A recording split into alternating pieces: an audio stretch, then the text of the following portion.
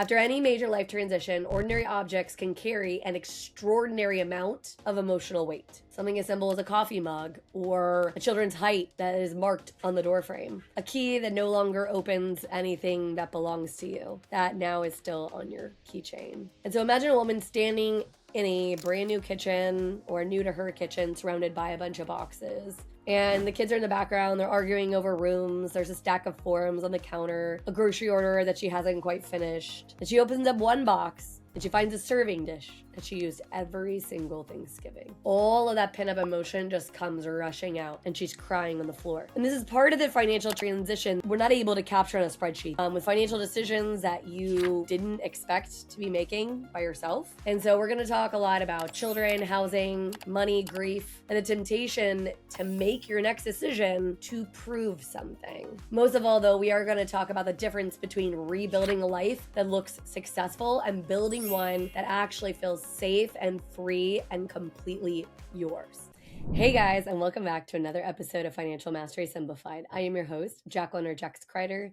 Today, I wanted to talk a little bit about the fact that we aren't really starting over. It definitely feels that way on times, but it's just not the case. And there's this phrase that women hear a lot after divorce, and it is, at least you get to start over. And people do mean really well when they say that, but sometimes it does kind of feel like a gut punch because starting over sounds really nice and clean. And it sounds, kind of like an empty room, a blank page, fresh set of keys, unlimited possibility. But unfortunately, you're not arriving there empty handed.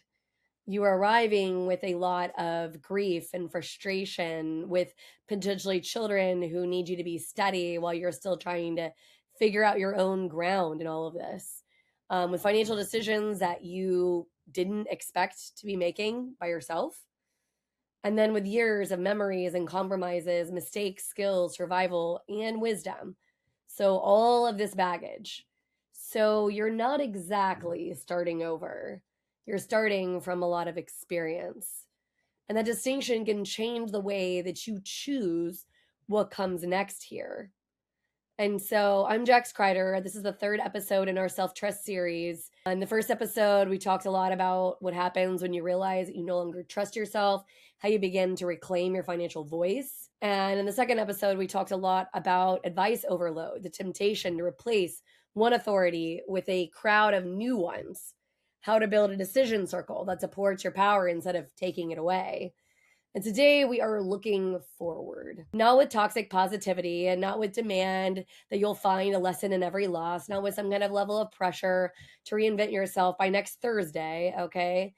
We're trying to go down an honesty path, being honest about what rebuilding looks like after a marriage, a job, a home, or an identity changes, and sometimes really rapidly. And so we're going to talk a lot about children, housing, money, grief, and the temptation to make your next decision to prove something. Most of all, though, we are going to talk about the difference between rebuilding a life that looks successful and building one that actually feels safe and free and completely yours. So for a second, let's talk about the box in the kitchen. After any major life transition, ordinary objects can carry an extraordinary amount of emotional weight.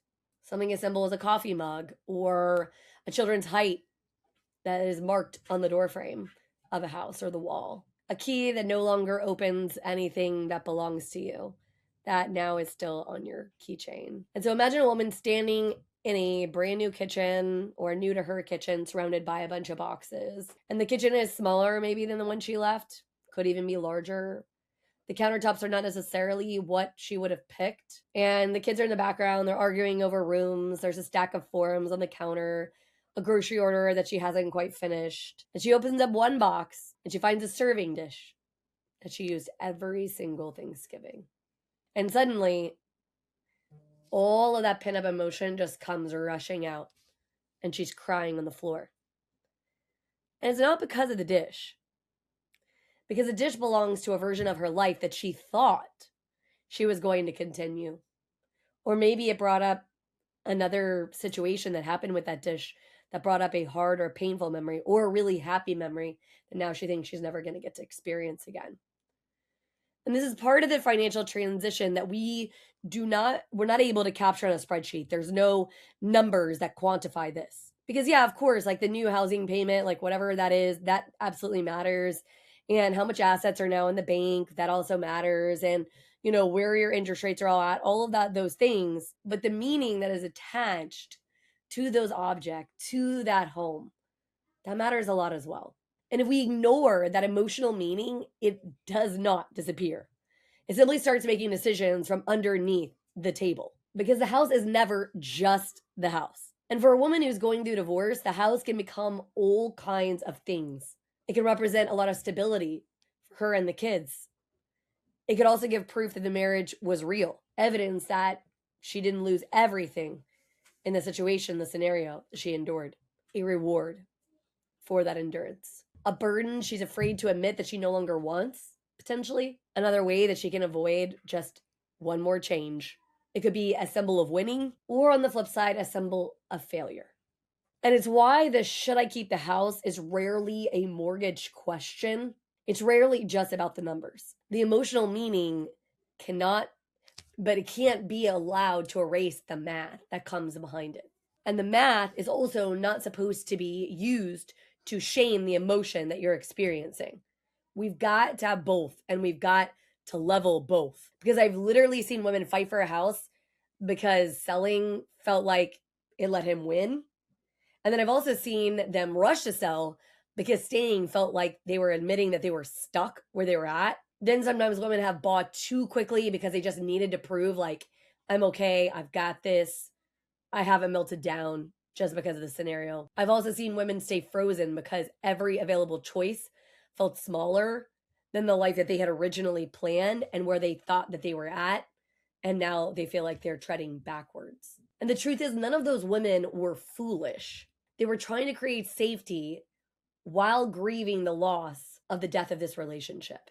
But a decision made to prove your strength can quietly become another thing that you have to figure out how to survive. And so let's talk for a second about stability for kids. If you're a mom, there's a good chance that the word stability has been used against your nervous system. Maybe other people used it. Maybe you've used it on yourself. The children need to stay in that house. The children can't change schools. The children have already been through enough. Children absolutely do need stability, but stability doesn't come from a street address.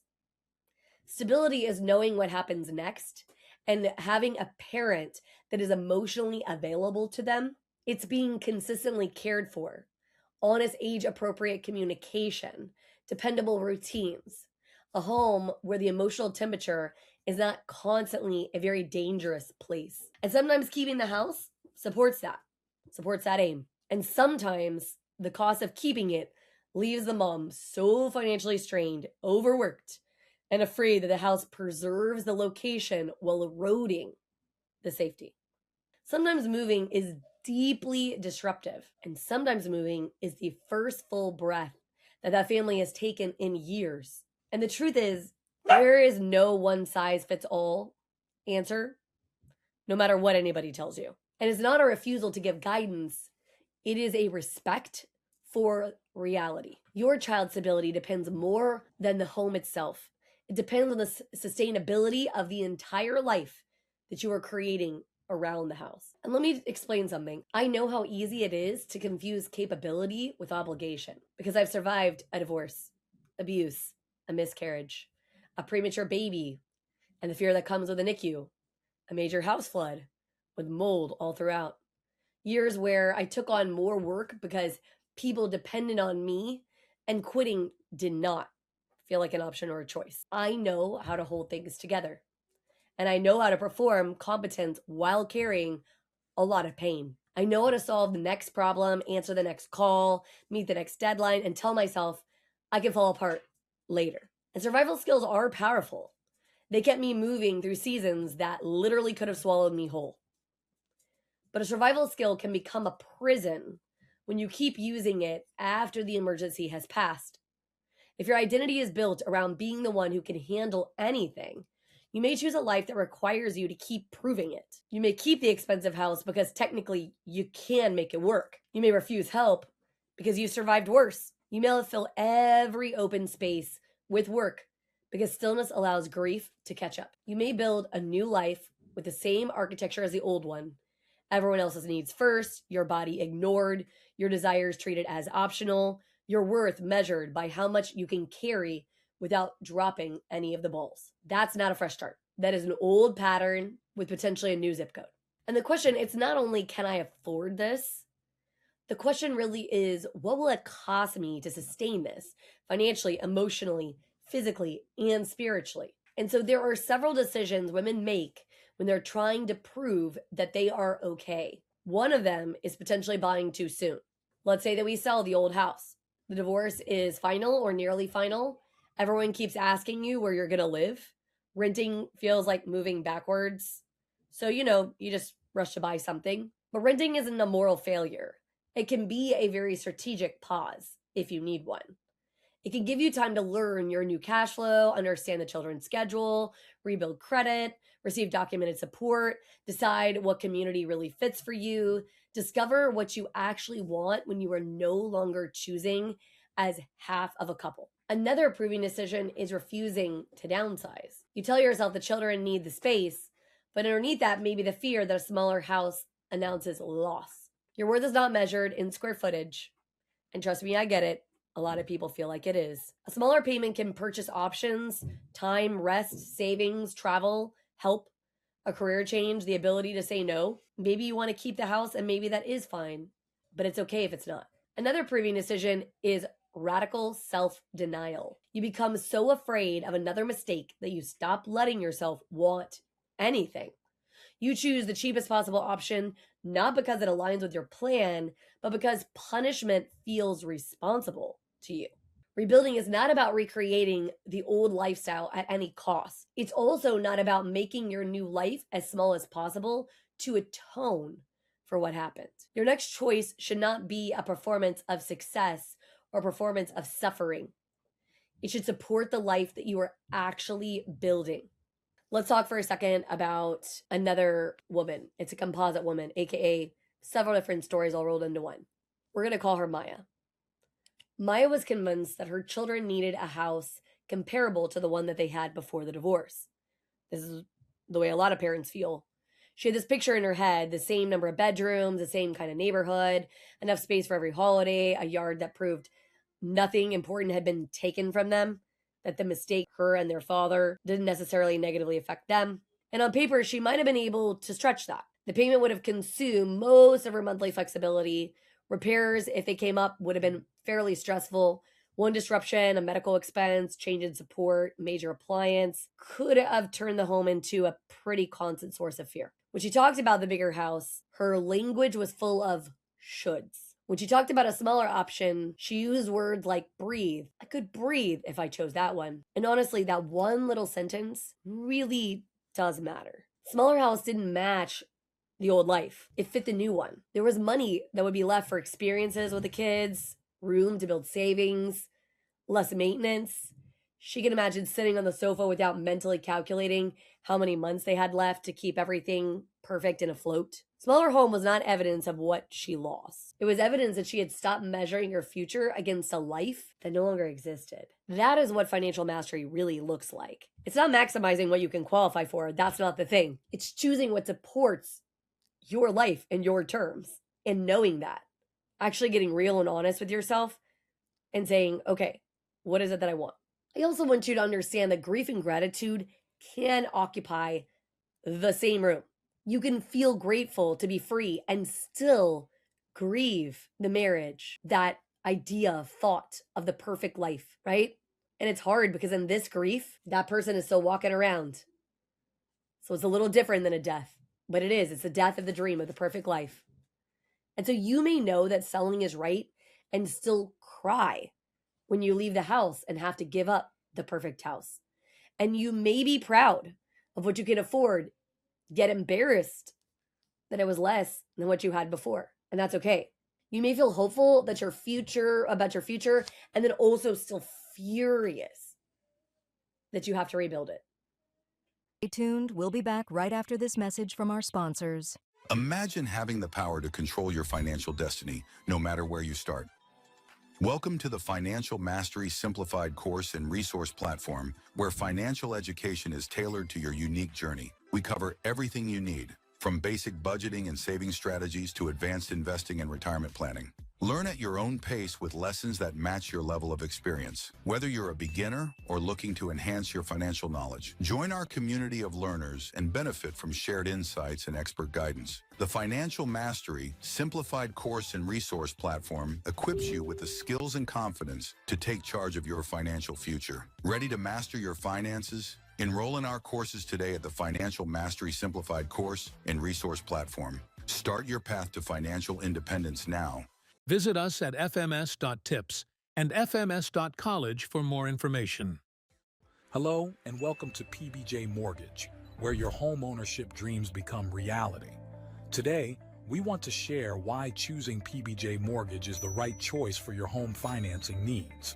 At PBJ Mortgage, we're built on a foundation of values that drive us every day. Our commitment to educate, empathize, and empower our clients sets us apart in the mortgage industry. Our clients are at the heart of everything we do, and their success stories speak volumes.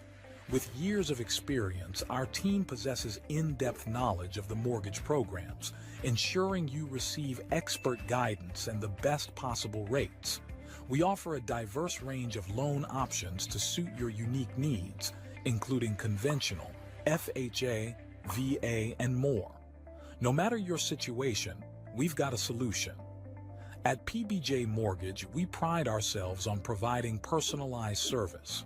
Our dedicated loan officers are here to guide you every step of the way, making the process as smooth as making a peanut butter and jelly sandwich. We understand that time is of the essence, which is why we've streamlined our processes for efficiency and convenience. Transparency and clear communication are paramount. You'll always know where you stand throughout your mortgage journey. Reach out to us today to set up a call to discover your options. If you're ready to make your home ownership dreams a reality, contact PBJ Mortgage today. Let us empower you during this exciting journey. Phone number 4693733 107 www.pbjteam.com. Visit our website or give us a call to get started. We look forward to helping you secure your future home. PBJ Mortgage, where home begins. Thanks for your patience. Conflicting emotions don't mean the decision is wrong.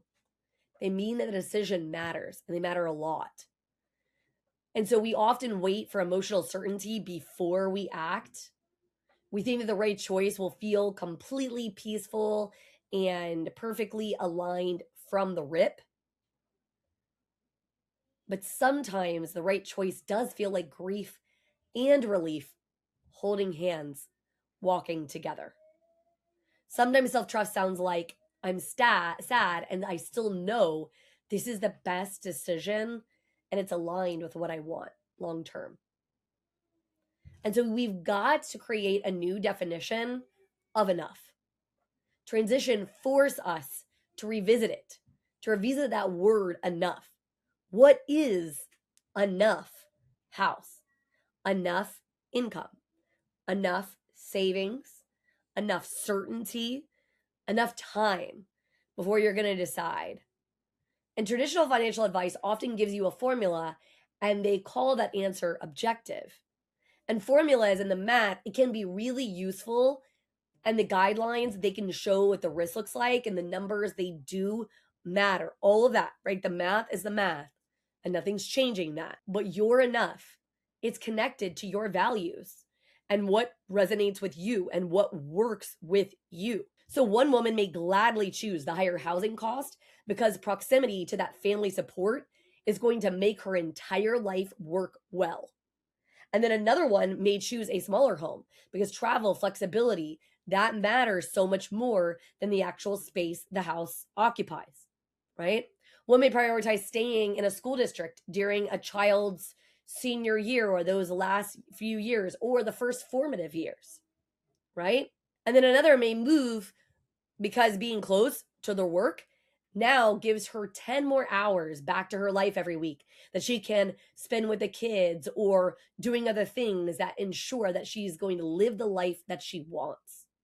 The same mortgage product can be structured differently for 10 different clients because 10 different lives are not interchangeable. This is why I resist the one size fits all money rules, because people are way more powerful than metrics and way more powerful than math.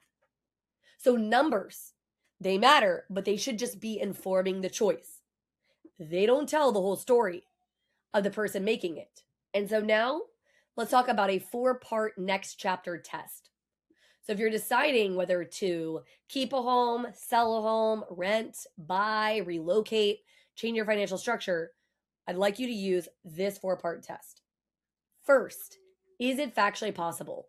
Don't understand from assumptions, get accurate numbers.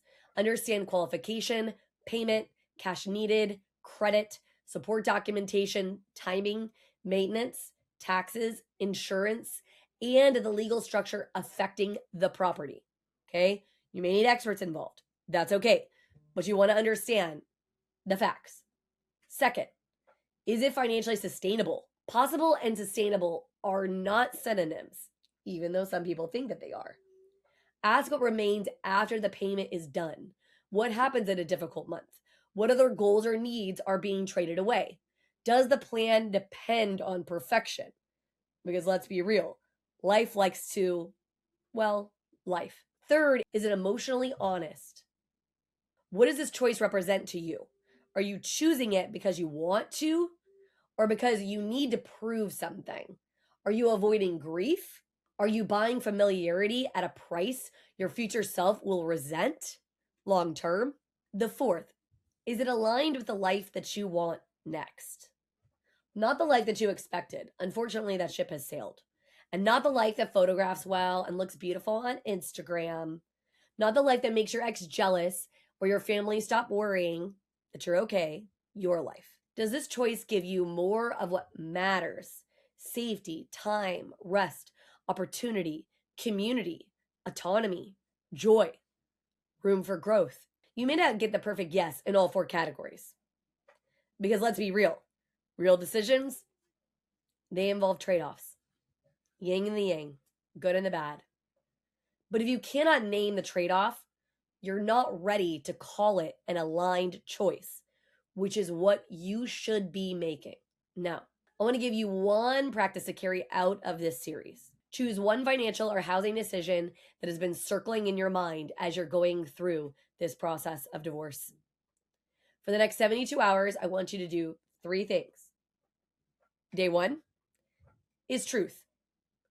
Write the facts you know, the facts you need, and the story you're attaching to the decision. Because remember, the story you tell yourself the most is the story you believe the most.